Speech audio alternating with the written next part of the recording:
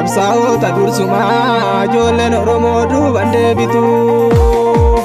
Wal harkisuutti lafa gaara ta'ee, wal harkisuutti lafa gaara ta'ee, yaada harkisuutti lafa raare ta'ee, intaminaa tolatu baraare ta'ee.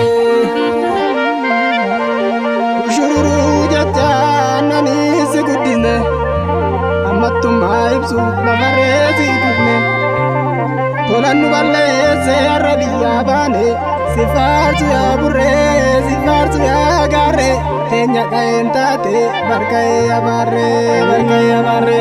Akkam shigoona gurbaa indaganne keessi koo, indaganne keessi koo, gaaf lafee cabsee.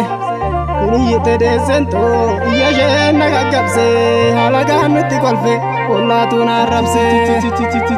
Sintuffadhe aanaa, sintuffadhe yaa sanyii, kaleessa manaa ba'ee gallee alan bulee bobboo'ii bobboochisi.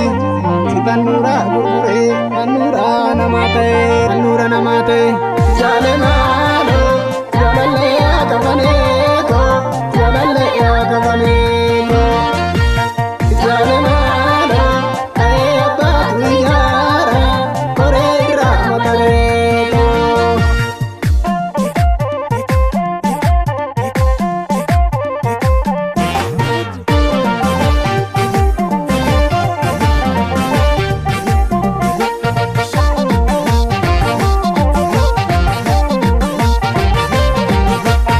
Daandii narraa fagaatee kotee lafa gama, daandii narraa fagaatee waaqayyoon kadhadha. Yoo dhugaan dhuguma taatee dhugaanis dhuguma, rabbi nu waliin jiraate hidhadhu hidhanne kuni bar dubbii dhumaati. Dhugaanis dhuguma, rabbi nu waliin jiraate hidhadhu hidhanne kuni bar dubbii dhumaati. Hidhadhu hidhanne hojii gubbaan duumessa'ee, hidhadhu hidhanne quba kannaan natti fakkaata. Hidhadhu hidhanne malee gubbaan duumessa'ee, quba kannaan natti fakkaata.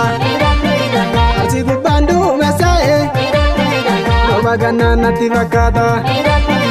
Boranarraan duumessa'ee, quba kannaan natti fakkaata.